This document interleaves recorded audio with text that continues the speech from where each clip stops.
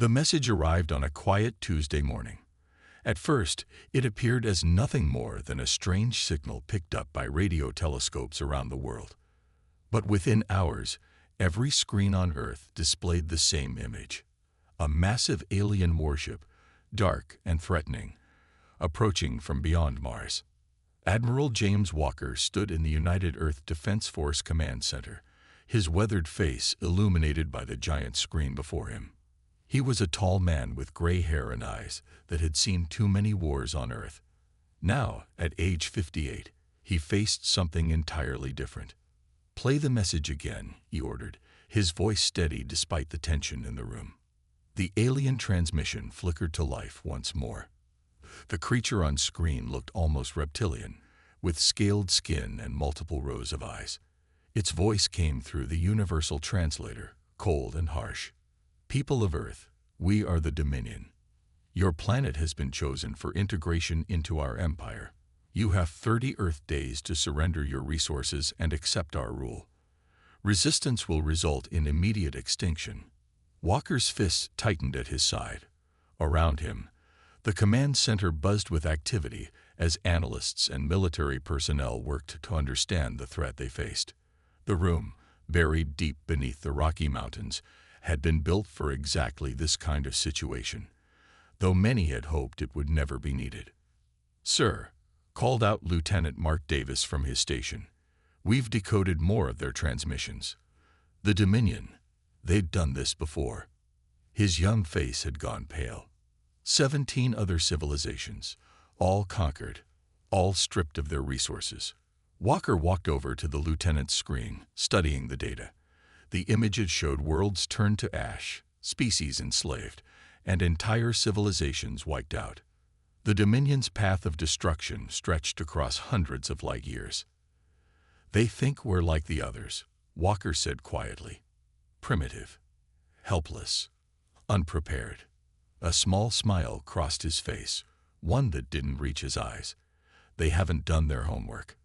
He turned to his communications officer. "Get me a direct line to all UED bases. Priority Alpha."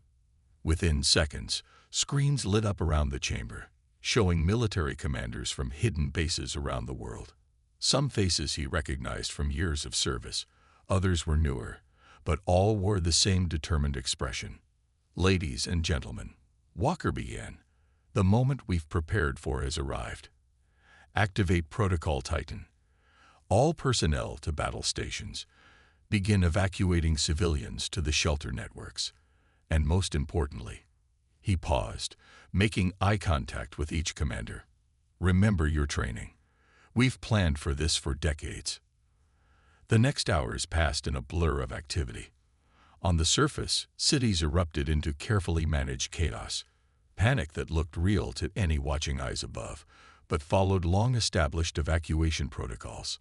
Underground, vast machinery hummed to life in secret bunkers that had waited years for this moment. Walker stood at his command post as reports flooded in. The massive defense platforms hidden in Earth's oceans were powering up, their existence still unknown to the enemy above. Stealth ships, invisible to even the most advanced alien sensors, slipped away from hidden bases to take up strategic positions.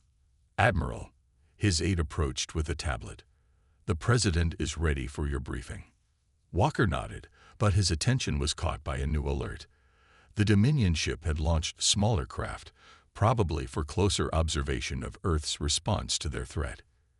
"Let them watch," he muttered. "Let them think they see a frightened, primitive world scrambling in terror." He looked up at the main screen, where the alien vessel hummed like a dark star. "They'll learn soon enough." In his pocket, Walker felt the smooth metal of his grandfather's old lighter. The old man had fought in humanity's last World War, and had told young James stories about how it had finally united Earth. Sometimes, he'd said, "You need a common enemy to bring people together." Looking around the command center at humans from every nation working as one, Walker understood those words better than ever. Humanity had spent generations fighting itself, but those conflicts had forged them into something stronger. Now, faced with a true external threat, they were ready. "Send a message to all UED commands," Walker ordered. "Operation Sleeping Giant is now active.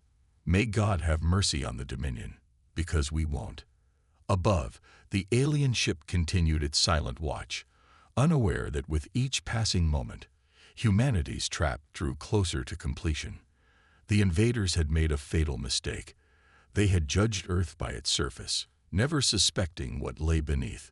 In 30 days, they would learn the price of that error. Dr. Emma Rhodes walked through the massive underground facility, her footsteps echoing off metal walls that hadn't seen daylight in decades.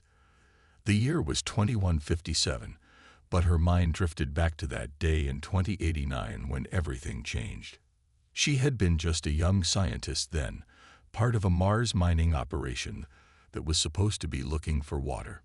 Instead, they found something else entirely. "Doctor." A voice pulled her back to the present. Tom, her assistant, stood nearby with a tablet. "They're ready for your briefing." Emma nodded, straightening her lab coat. Around her, the secret facility beneath the Arizona desert hummed with energy. Thousands of engineers and scientists worked on machines that would make most of humanity's public technology look like children's toys. The briefing room was already full when she entered. Admiral Walker sat at the front, along with other military leaders from around the world.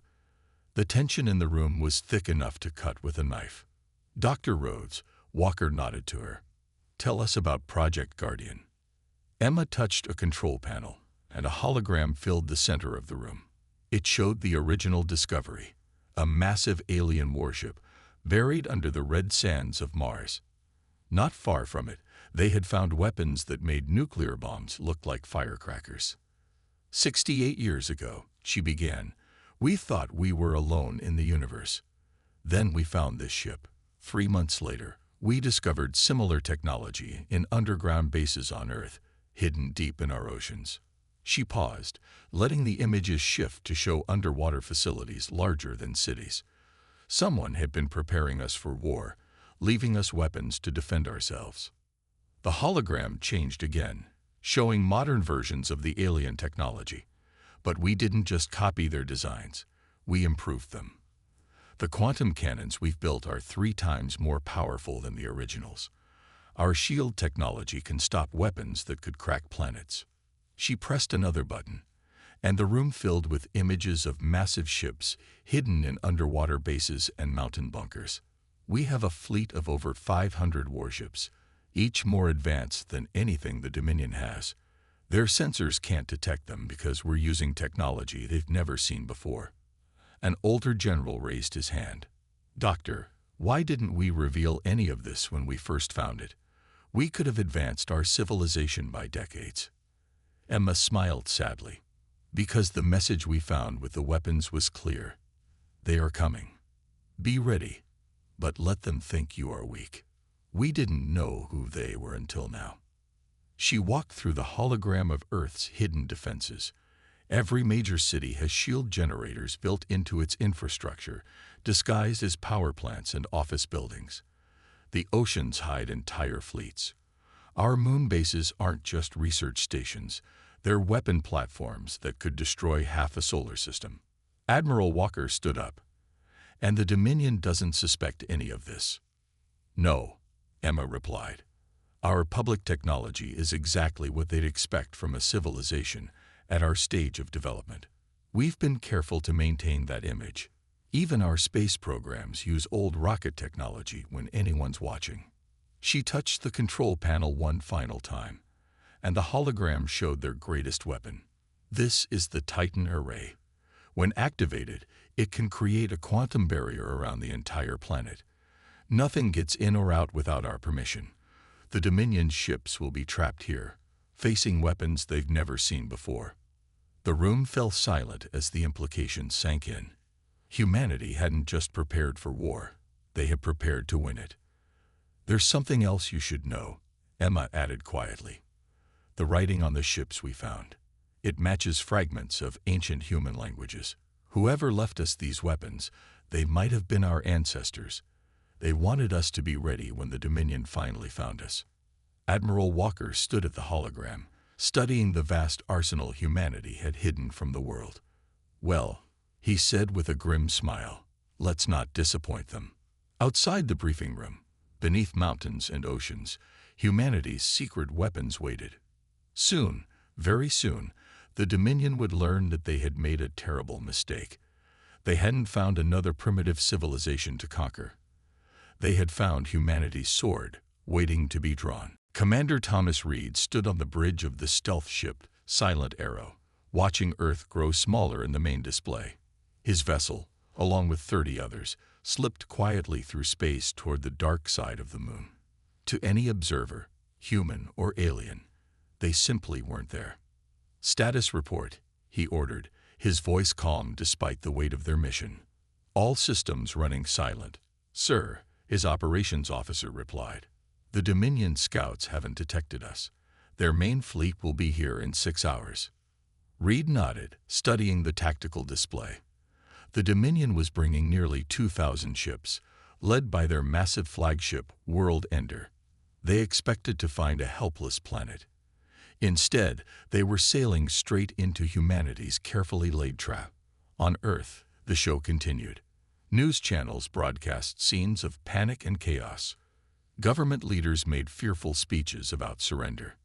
Military bases launched outdated jets and missiles, making a good show of primitive defenses.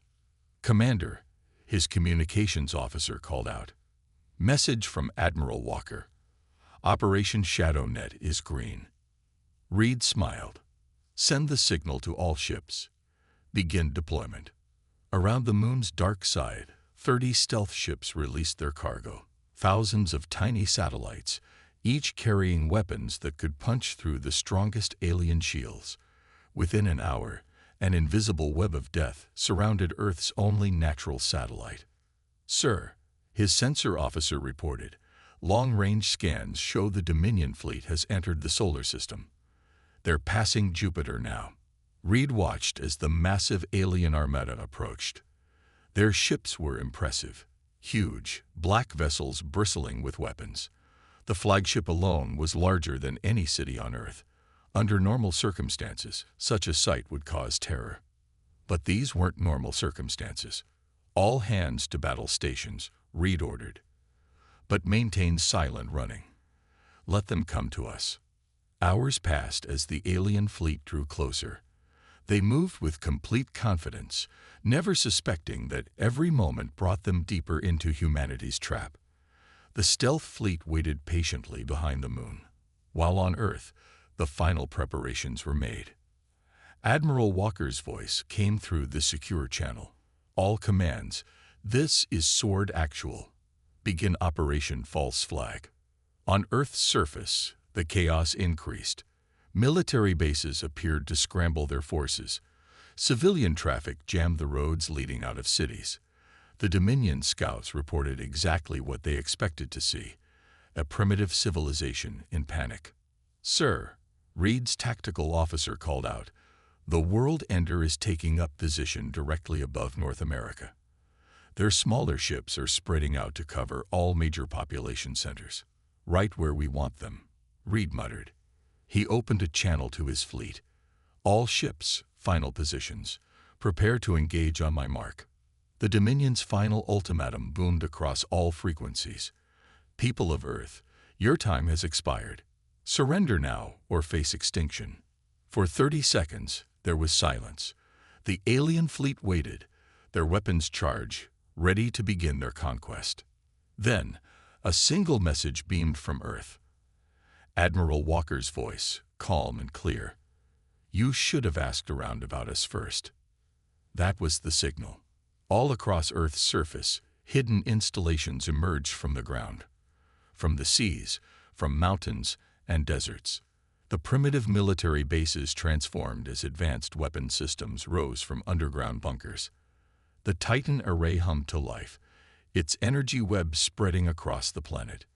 Behind the moon, Reed gave the order: "All ships, weapons free. Show them what humanity can really do." The stealth fleet decloaked, their advanced weapons already locked on target. The Dominion ships, caught completely by surprise, barely had time to register the new threats before the first quantum torpedoes streaked through space. The trap had sprung.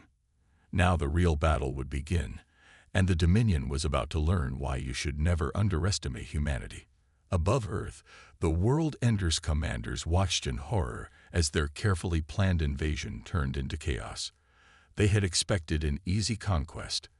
Instead, they found themselves surrounded, outgunned, and facing weapons they'd never seen before. The war for Earth was about to begin, but it wouldn't go the way the aliens had planned. Not at all. The first wave of Dominion fighters swooped down toward Earth's atmosphere, their weapons charged. They expected to face primitive jets and missiles. Instead, the sky lit up with 1,000 points of light. All defense platforms opened fire. Admiral Walker commanded from his underground bunker. His voice was steady, but his eyes gleamed as he watched the battle unfold. Earth's hidden weapon platforms emerged from their camouflage. Massive cannons rose from the oceans, their quantum beams slicing through alien shields like paper. Mountain ranges split open to reveal missile batteries that launched projectiles faster than light. The Dominion fighters didn't stand a chance. "First wave is down," reported Lieutenant Davis, his fingers flying across his control panel. 87% of enemy craft destroyed. The rest are retreating. Walker nodded, but his attention was on the larger threat. The World Ender hung in orbit like a dark cloud, launching more ships. Around it, the rest of the Dominion fleet moved into attack formation. "Commander Reed," Walker called through the secure channel, "you're clear to engage." Behind the moon, humanity's stealth fleet powered up their main weapons. The ships were smaller than the Dominion's massive warships, but size wasn't everything. Reed's voice crackled through the command center. "Engaging now, Admiral. Watch this." The stealth fleet emerged from hiding, their advanced engines glowing with blue fire. They moved in perfect formation, using attack patterns the Dominion had never seen before. Their quantum torpedoes streaked across space, each one carrying enough power to level a city. On the main screen, Walker watched as the first torpedoes struck. Dominion ships, despite their powerful shields, cracked open like eggs. Their crews never knew what hit them. "Sir," Davis called out, "the World Ender is launching their main attack force. 500 capital ships incoming." "Right on schedule," Walker smiled. He pressed a button on his command chair. "Dr. Rhodes, are you ready?" In her facility beneath the Arizona desert, Emma Rhodes stood before a massive control panel. "Ready, Admiral. Quantum grid is charged and waiting." The Dominion fleet approached Earth in a massive wave of black metal. Their weapons fired, sending beams of destruction toward the planet's surface. "Now, Doctor," Walker ordered. Emma slammed her hand down on the activation panel. All across Earth, hidden quantum generators hummed to life. A web of energy spread across the planet's surface, forming a shield unlike anything the Dominion had ever encountered. Their weapons struck the shield and bounced back, many hitting their own ships. Confusion spread through the alien fleet as their tactics failed again and again. "All units, execute Battle Plan Thunder," Walker commanded. "Show them what humanity can do." Earth's defenders attacked from every direction. Stealth ships darted between larger alien vessels, their weapons tearing through advanced shields. Ocean-based platforms launched swarms of autonomous fighters that moved too fast for the Dominion's targeting systems. The World Ender tried to coordinate its forces, but humanity had studied their combat tactics for years. Every Dominion strategy was met with a perfect counterattack. "Admiral," Davis reported with excitement in his voice, "they're falling back. The smaller ships are retreating." But Walker's eyes were fixed on the World Ender. The massive ship was turning, bringing its main weapon to bear on Earth. Its hull glowed with building energy. "Dr. Rhodes," Walker called out, "can the shield handle their main weapon?" "We're about to find out," she replied, her hands dancing across control panels. But they're not the only ones with big guns. Around the planet, humanity's largest weapons powered up. Installations hidden in the Mariana Trench, the Sahara Desert, and the Antarctic ice sheet revealed themselves. Each one carried weapons reverse-engineered from the ancient caches, but improved by decades of human innovation. The World Ender fired its planet killer beam. Earth's defenders answered with weapons that could tear apart stars. The battle for humanity's future had truly begun, and the Dominion was learning a harsh lesson. Never judge a species by its apparent technology. Sometimes, the deadliest predators are the ones that hide their claws. The World Ender's planet killer beam struck Earth's quantum shield with enough force to destroy a small moon. For a moment, the entire planet seemed to glow as the two forces clashed in space. But the shield held. Inside the Dominion flagship's command center, the alien admiral slammed his scaled fist against his control panel. "Impossible," he roared. "Their technology cannot be this advanced." On Earth, Dr. Emma Rhodes watched the shield strength readings with pride. "Admiral Walker," she called through the command channel, "the shield absorbed 97% of their attack. We can take anything they throw at us." Walker's voice was firm and clear as he gave his next order. "All units, commence Operation Thunderstrike. Show them what else we've been hiding." Across Earth's surface, even more weapons platforms revealed themselves. But these were different. They weren't just defensive systems, they were humanity's true offensive capabilities. Commander Reed's stealth fleet struck first, their ships moving in perfect formation. "Target their engine cores," he ordered. "Don't let them escape. The galaxy needs to see what happens when you threaten Earth." The human ships fired their quantum torpedoes, but this time they added something new. Each torpedo split into hundreds of smaller warheads, all guided by artificial intelligence. The Dominion ships tried to dodge, but the weapons followed them, striking with surgical precision. "Sir," Lieutenant Davis called out from his station in the underground command center. "The Dominion fleet is falling into chaos. Their formation is breaking." Walker nodded grimly. "Dr. Rhodes, activate the gravity nets. Don't let them run." Emma pressed her hand against a scanner, authorizing Earth's most powerful weapon yet.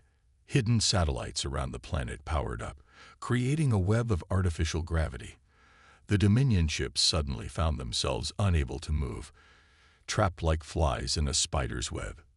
The alien admiral watched in horror as his mighty fleet became helpless. "What are you?"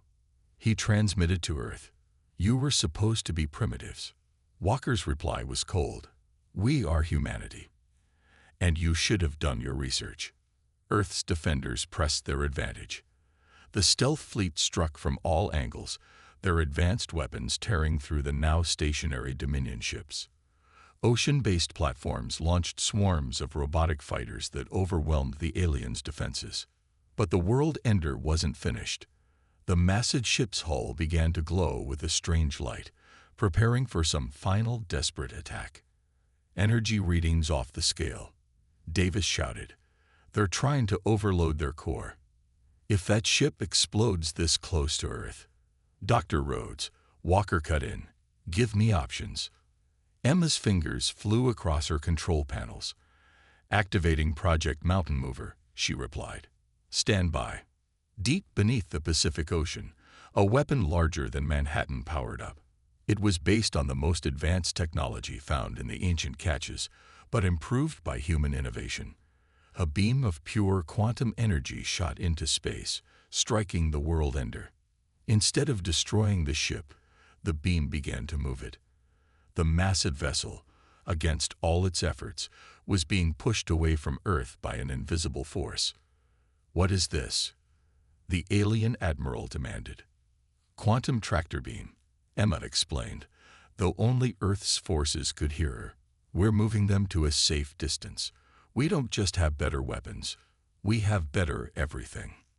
The World Ender, along with its trapped support fleet, was forced into a higher orbit. Their weapons fired uselessly against Earth's shields, their engines struggled against the gravity nets, and their mighty technology proved inadequate against humanity's hidden strength.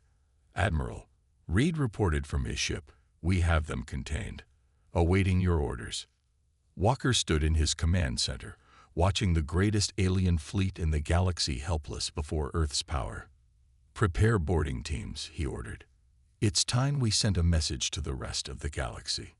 The battle was nearly over, but humanity's demonstration of power was just beginning. Admiral Walker stood in the boarding shuttle as it approached the world ender. Through the viewport, he could see the massive alien flagship, now powerless in Earth's grip. Teams of human soldiers in advanced combat suits floated alongside, their weapons ready. "Remember," he spoke to his team, "we're not just here to capture their leaders. We're here to send a message." The shuttle docked with the alien vessel with a soft thud. The world ender's defenses, once thought impenetrable, had been completely disabled by Earth's quantum weapons. Its halls were dark, lit only by emergency lighting. "Breach team, go," Walker ordered. Human soldiers moved through the alien ship with practiced ease. Their combat suits, reverse-engineered from the ancient catches but improved by human innovation, made them nearly invisible. The Dominion crew, still reeling from their defeat, offered little resistance. Walker followed his teams deeper into the ship, guided by scans that revealed every detail of the vessel's layout. He couldn't help but smile. Just days ago, the Dominion thought humans could barely reach their own moon. "Admiral," his comm crackled with Dr. Rhodes's voice, "we're downloading their computer systems. You need to see this." In the ship's data core, Emma's programs tore through the alien encryptions like they weren't even there. Screens lit up around Walker, showing star maps, battle plans, and lists of conquered worlds. 17 civilizations, he muttered, reading the data. All of them destroyed or enslaved because they weren't ready.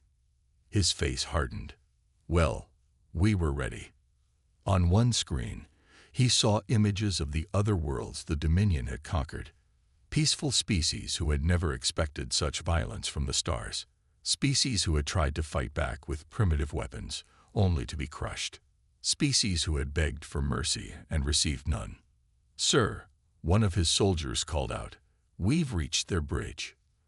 The bridge of the world ender was massive, with viewing windows that showed Earth floating below, beautiful and unharmed. The Dominion admiral stood there, his scaled skin pale with fear as human soldiers surrounded him. "How?" the alien leader demanded. "You were supposed to be primitive, weak, easy to conquer." Walker approached slowly, his combat suit making him tower over the alien. "We learned long ago that the galaxy is a dangerous place. Our ancestors left us weapons and warnings. We spent generations preparing, hiding our true strength, waiting for someone like you to make this mistake." He turned to his communications officer. "Send the broadcast, all frequencies, all languages, to every corner of the galaxy." Screens lit up across the bridge as Earth sent its message to the stars. Walker's voice echoed across 1,000 worlds. "To any species considering Earth as a target, this was your warning. The Dominion, the greatest military power in known space, lies defeated. Their fleet is destroyed. Their weapons proved useless. Their technology was inferior." He paused, letting the images of the battle spread across the galaxy. "We are humanity. We have been hiding our strength, waiting and watching. We could have revealed ourselves sooner. We could have conquered our own territory. Instead, we prepared. We improved. We grew stronger in secret." The Dominion admiral watched in horror as the broadcast continued. "This is our only warning to the galaxy. Earth is not a target. Humanity is not prey. We have weapons you've never seen, technology you can't understand, and the will to use them if threatened." Walker turned to the alien leader. "Your empire ends today, but humanity's message to the galaxy is just beginning." Around Earth, the remaining Dominion ships hung powerless in space, trapped by human technology. On thousands of worlds, alien species watched the broadcast in shock and fear. The primitives they had dismissed were actually giants who had been sleeping, waiting for someone to make the mistake of waking them. "Admiral Walker." Dr. Rhodes's voice came through his comm.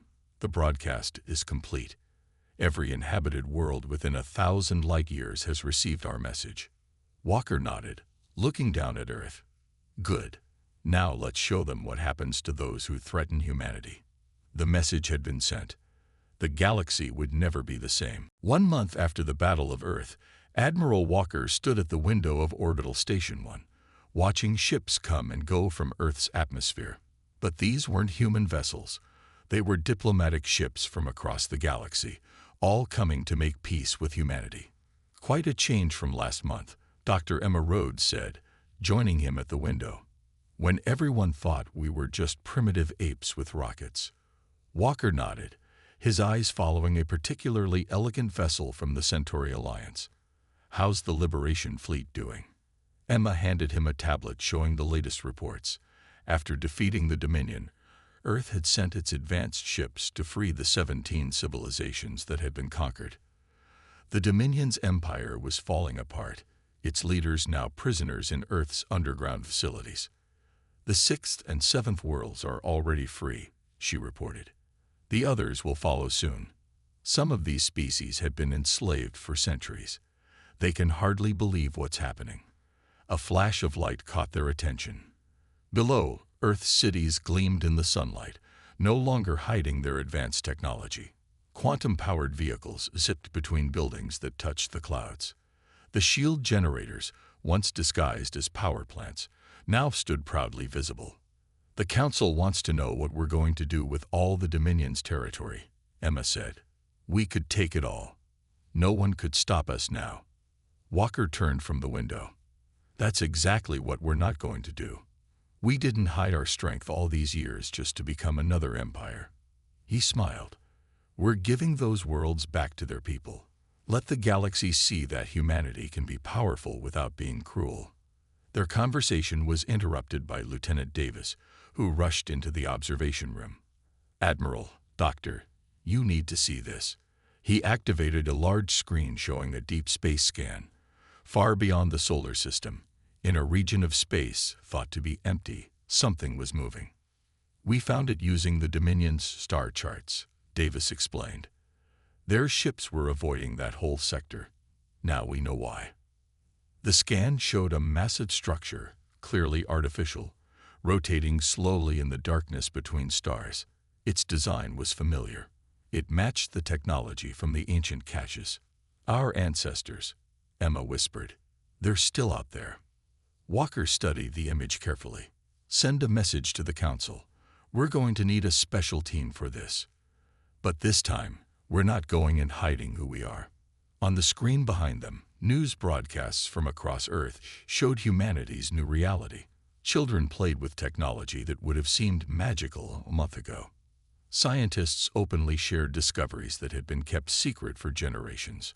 Earth's cities sparkled with power and knowledge no longer hidden. They're calling it the Great Revelation, Emma said, watching the broadcasts. The day humanity stopped pretending to be less than we are. Walker touched a control panel, bringing up images of the freed worlds. Already, human ships were helping these civilizations rebuild, sharing technology and knowledge. We kept our strength hidden because we had to, he said. Now we can use it to help others. A alert chimed, and a new ship appeared near Earth's orbit. This one was different, sleek, powerful, and completely unknown. Its design matched the ancient structure they'd found in deep space. Sir, Davis reported, excitement in his voice. They're sending a message. Walker and Emma shared a look. Humanity had revealed itself to the galaxy, shown its power, and chosen mercy over conquest. Now, perhaps, they would finally meet the ones who had prepared them for this moment. Put it on screen, Walker ordered. Let's see what our ancestors have to say about how we handled their gift. As the message began to play, Earth continued its transformation. The age of hiding was over. A new chapter in human history had begun, not as conquerors, not as victims, but as protectors. The sleeping giant was fully awake, and the galaxy was a better place for it.